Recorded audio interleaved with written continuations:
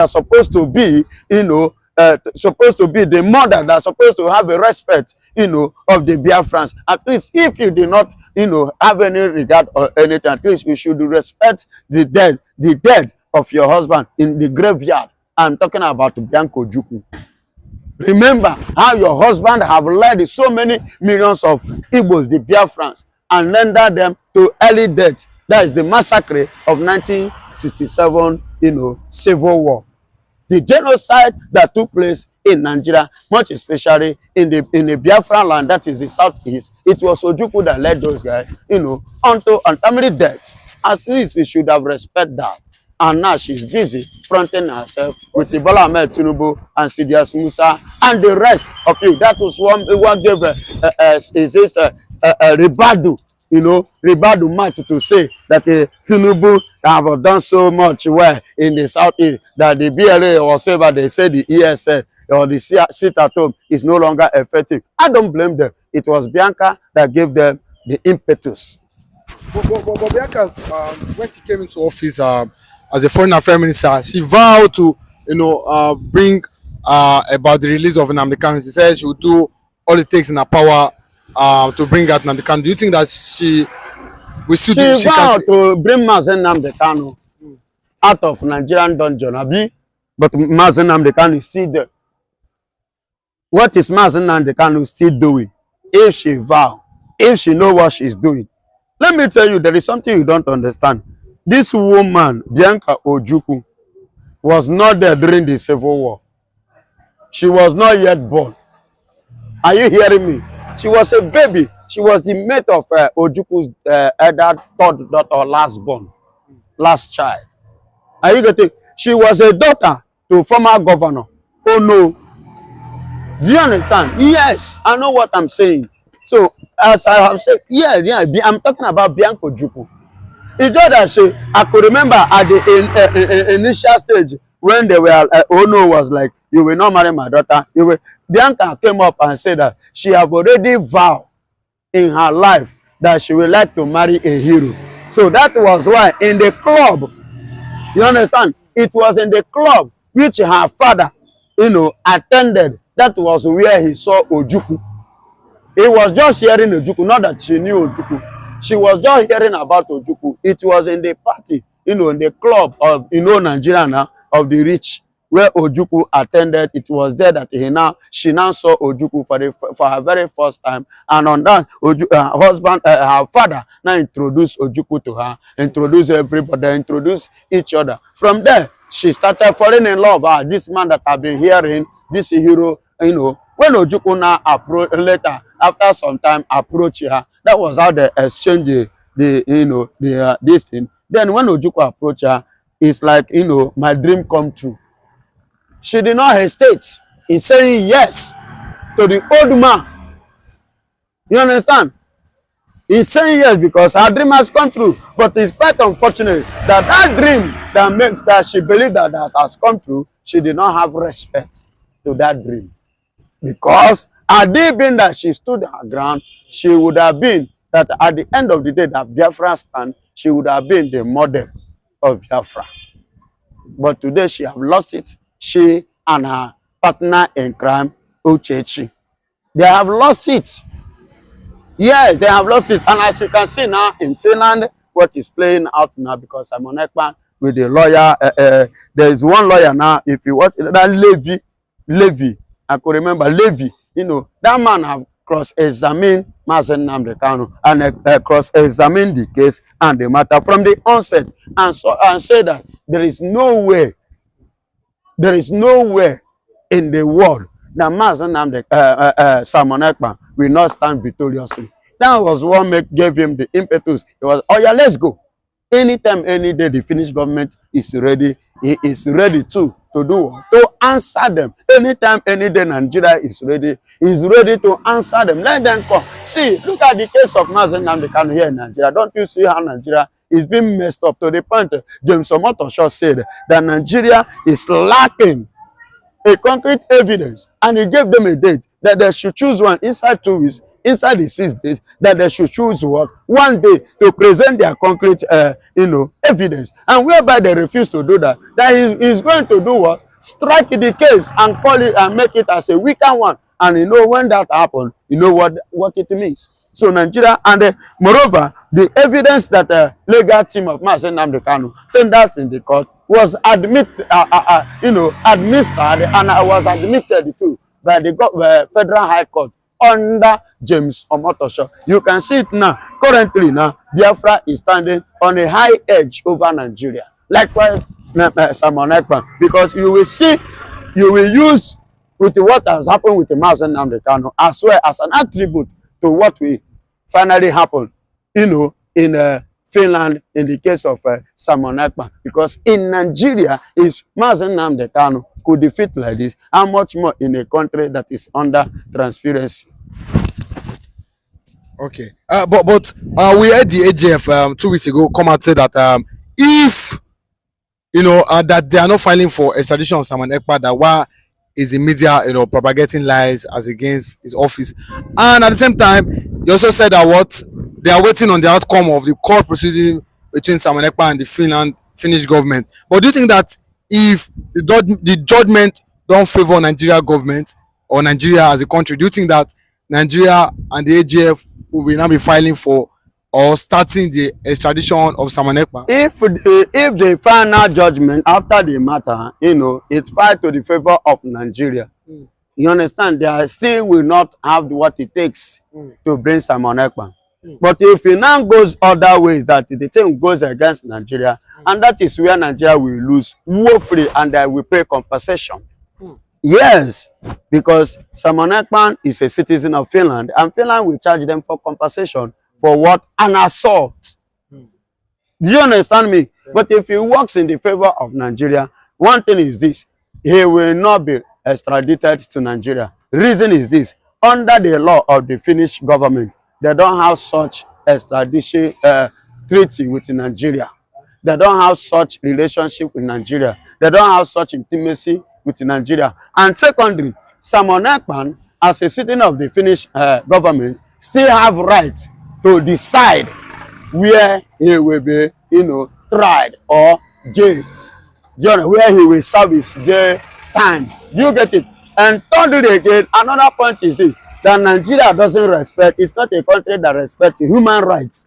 And on this, you will see that Nigeria is standing on the one leg up and one leg down.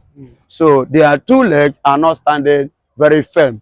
But Simon Ekpa stand very firm more than Nigeria. Simon, okay. But we also heard, we also heard that from a US activist that said Ekpa can never be extradited. Why? He said why? He said because Finland as a country they oppose their constitution, of freedom, that is freedom of speech. He also said that what that Biafra issue is not political, and at the same time, so he said Biafra issue is political. That's why Nigeria are choosing the way they are choosing. And at the same time, he said self-determination is not a crime. And at the same time, he said Ekpa has a clean record in Finland. That with this point doesn't see how the Finnish government will send Ekpa to jail. Do you agree with what he said? Of course, I agreed with him, because he has served Finland for many years before now. You understand? He did not just go to Finland today. He has been there for, if I'm not mistaken, for almost 20 or more than that years. So many years he has spent, and he has a clean. See, let me tell you, before you become a battalion commander in any country, you might have, one way or the other, been satisfied by the constitution and the government of the land. Do you understand? So, of which he himself, in person of Simon Ekpa, have served in the Finnish government military. He served well as one of the commander, and even as we speak now, he served as one of the political leader in his own laity. You understand? So, in all aspects, they hold a good record about him. And as he speaks now, he's no longer Nigeria citizen, because he have denied and he thought Nigerian passport and he returned every medal which he won with Nigeria. He returned it back to Nigeria to let them know that everything he has with Nigeria is what completely over. And let me tell you, Biafra is Nigeria is taking it politically, but it is not a political country. It is a country well known all over the world for many years before now. But Nigeria are trying to be political about this. Do you understand me? Yeah. So, and on this note, that was what the lawyer from America was trying to explain. To put everybody, you know, put everybody enlightened, so that nobody will be, you know, a novice of the truth of what is on the ground. Okay, but you also said, you know, Finland also fought for their freedom. That it doesn't see why Finland cannot also, you know, look at the direction of what Sam Ekpa is trying to, you know, project. Alexandra Stubb, the current prime minister, the president of Finnish land today, understood very, very well the Finnish government got their independence from where? From Russia. Not even in Russia land, not in their own land, but in exile. Are you hearing me? It was in exile that they got their independence. So anything about Biafra is something that they themselves understand very, very well. So it's not a news. Neither is it strange to them. So we are not the first people or first set to, if we get our independence from the exile, we are not the first. Biafra is not the first country to get independent from exile if there is need for that. Yes, Finnish government did got their own under Russia. And that's why we took the case. I believe that was what gave Simon Ekpa the impetus to do what he has done or what he did in Finnish government, in Finnish land, which you can see last year, May 2nd, was the official fixed date. You understand? For the convention. Are you trying to tell me that Alexandra Stubb was not aware? He was fully aware of what was going on or what went on last year. So, you know, let me tell you, they are just trying. I understand one thing about the Finnish government. They don't want this matter to appear as if they are the one, you know, pushing Simon Ekpa or sponsoring Simon Ekpa based on the first allegation Nigeria leveled against him. But they are just trying to be transparency so that when the judge or the case is being finally settled, they will see that it is not Finland. No country will hold them because they are under EU. And they are two. At the same time, they are under what? NATO. So no place. And you know, say British is involved when it comes to Nigeria. So they want to play a very clean job. Not like Nigeria that always want to pass a backyard. They want to follow the normal procedure in order to settle and to let Nigeria and the world that Simon Ekpa have right to do what he has done. Because self-determination is not a crime and it can never be a crime. It was part of the EU, UN, and the Finnish government. Even in Nigerian constitution, it is there. If it's not there, Shetima wouldn't have made the statement which he made under the UN leadership summit, which he said that the people of the land have the right to do what? To protect their land. He wouldn't have made that if such a thing was not in Nigerian constitution. So it's part of it. So, but they just want to play it as a game and let the world see that their hands are clean and they themselves they are pure. And Simon Ekpa will come out victoriously once again. Will come out Victoriously. And finally, when it shall come out this time around, and that will be the next thing will be Biafra automatically. But do you think that him coming out will make the Southeast governors or politicians unsettled? Of course, they are unsettled even with Nnamdi Kanu. Don't you see how they were fighting so seriously, so immensely, so imminently, you know, to make sure that they did not release Nnamdi Kanu? Because they were scared and they were afraid. One, their business will be shut down. How do I mean by their business? Kidnapping business. Their kidnapping business will be shut down. And the two, you know, because of the way they do their things, the respect, the value we reduce the more because you can see it now. Despite the fact that they were governors, you understand? They were governors, but they don't have say over everybody in the whole Southeast. But Mazen Nnamdi Kanu, even right there in the court, whenever if you just speak like this, you see everybody bowing. You see everybody following them. But them, they are just trying to force people, to follow them. You can see what is happening in Nigerian politics. APC and co. Tinubu is frustrating governors, making sure that they, support him and they back him. You can see Eno from Akwa Ibom, the governor of Akwa Ibom, bluntly saying openly, publicly like this, with every boldness, that all of you that are working under me, as a governor, must do what? Defect with me. It's a threat, threatening people to defect with them in order to go to APC and give Tinubu vote. Must he be five? He's the one that is paying their salary.